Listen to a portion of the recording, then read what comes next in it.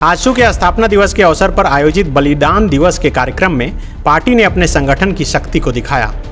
राज्य भर से हजारों पार्टी के समर्पित नेता रांची पहुंचे और हुंकार भरते हुए उन्होंने कहा कि झारखंड की माटी की बात सिर्फ आजसू पार्टी ही कर सकता है। पार्टी के केंद्रीय अध्यक्ष सुदेश महतो ने झारखंड मुक्ति मोर्चा पर जमकर हमला बोला। उन्होंने कहा, झामुमो ने झारखंड आंदोलन की सौदेबाजी की, जबकि आजसू ने संघर्ष किया। आजसू ने 1986 से 2000 तक सांसद विधायक बनाए बिना संघर्ष किया। सुदेश महतो ने कहा कि हेमंत सोरेन सरकार चोरी और लूट नहीं बल्कि जनता के अधिकारों की डकैती में जुटी है। जनता इस सरकार से मात्र 6 माह में ही त्रस्त हो चुकी है। सुदेश महतो ने कहा, आजसू कार्यकर्ता हेमंत सरकार को उखाड़ फेंकने की तैयारी शुरू कर दें। पार्टी के केंद्रीय अध्यक्ष सुदेश महतो ने कहा कि आज से आजसू नए तेवर में दिख रही है। अब राज्य के नवनिर्माण का संकल्प लेकर यहां से हम लोग आगे जाएंगे। पार्टी के अध्यक्ष सुदेश महतो ने कहा कि राज्य को एक नई सोच के साथ आगे लेकर जाने की आवश्यकता है।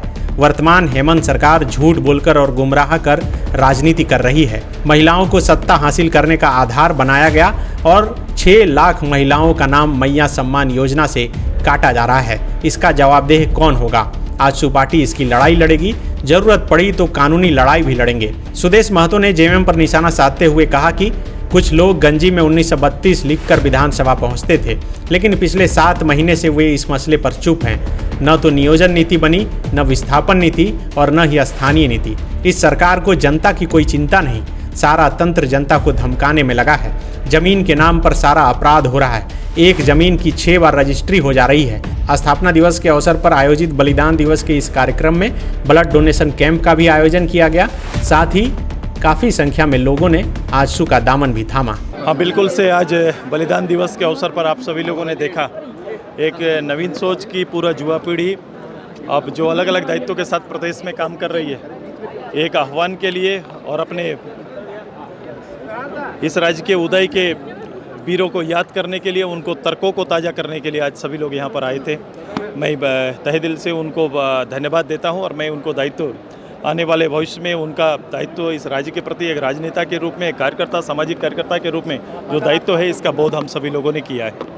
जी, आपने मैया सम्मान योजना पर प्रश्न खड़ा किया कि जो योजना है, लेकिन सच्चाई तो यही कि इसी योजना के बाद सरकार सत्ता पे आई। मैंने कहा कि सत्ता में बैठे लोगों को के द्वारा इस सम्मान को दिए जाने का समय और इसके पीछे के तर्क पे कई सवाल हैं। मैंने अलग अलग करके बड़ा स्पष्ट कहा, सरकार को इस तरह कल्याणकारी योजना चलाने का हक है, लेकिन ये हक उपयोगी और दूरगामी कैसे अच्छा होगा, मैंने उसके उपाय भी बताए कि राज्य में अगर हमारा शिक्षा, हमारा हेल्थ, हमारे लिए आजीविका ये महत्वपूर्ण है, तो आप उन विषयों पर अगर ये डेलीगेट करके अगर ये योजना चलाते तो मुझे लगता है कि ये बेहतर होता।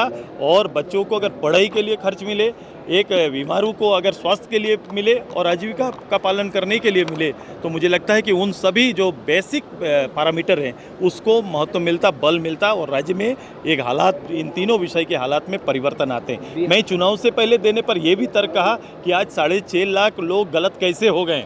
अगर कोई मापदंड नहीं था तो सरकार ने बांटा कैसे? अगर बांटा भी तो उसके लिए जिम्मेदार कौन है? क्या उस समय बांटा जाना केवल चुनावी रूप से जरूरी था? अगर इसको चुनाव के रूप में उपयोग किया गया तो सरकारी संसाधन का दुरुपयोग माना जाएगा। भाषा को लेकर जो जिस तरह का विवाद हो रहा है, ये विवाद सरकार द्वारा क्रिएटेड है। इस राज्य के अंदर कहाँ कौन भाषा बोली जाती है, किस जिला की प्राथमिक भाषा क्या है, ये सरकार और सरकार के लोगों को पता है। ये जानबूझ के इस तरह के निर्णय लिए जाते हैं ताकि लोग उत्तेजित हो, थोड़ा हंगामा हो, जो छात्र जो नौकरी मांग रहे हैं उनका ध्यान भटके और सरकार समय पास करे। बिहार में चुनाव है, बिहार चुनाव को लेकर आप लोग क्या कुछ तैयारियां हैं? बिहार चुनाव को लेकर हमारा मंथन है, हम लोग देखेंगे परिस्थिति। हमारा एनडीए वहाँ चुनाव लड़ रहा है कि हमें ये लगता है कि कई लोग हमारे पार्टी के संपर्क में हैं, कई लोग चाहते हैं आजसू बिहार में आए, लेकिन हम परिस्थिति ये देखेंगे कि वहाँ एनडीए के लिए जो बेहतर होगा हम लोग करेंगे।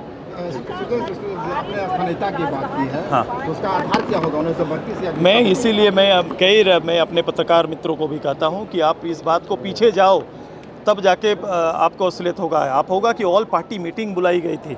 शिबू सोरेन जब सीएम बने थे, जब सरकार को गिराया गया था इस शर्त पर कि नीति नहीं बनाया अर्जुन मुंडा जी की सरकार ने, तब 13 सूत्री एक मांग देकर सरकार को गिराया गया था। उनमें ये प्रमुख था, ऑल पार्टी मीटिंग हुई, लोगों से मांगा गया कि आप अपनी राय दीजिए। हमने अपना राय वहाँ पर प्रस्तुत किया है लिखित राय के रूप में कि वो लेखला हमारा पार्टी है जो नियोजन नीति पर, स्थानीय नीति पर लिखित आवेदन दिया हुआ है। वो हमने वेबसाइट में भी हमारा डाला हुआ है। गोल, जहां 27 वर्षों के सफर में 17,000 से भी अधिक छात्रों ने डॉक्टर एवं इंजीनियर बनकर भरे सफलता की ऊंची उड़ान, जहां साधारण छात्र भी झारखंड टॉपर्स बनकर बना रहे इतिहास। दूरदर्शी शिक्षाविद श्री विपिन सिंह के मार्गदर्शन में मेडिकल एवं इंजीनियरिंग के लाखों छात्रों के लिए आशा की किरण के रूप में गोल, Nations leading institute.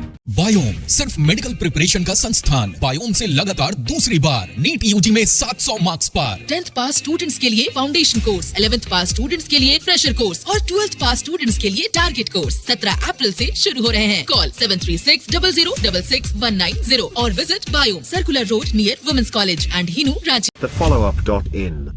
Like, share, and subscribe. www.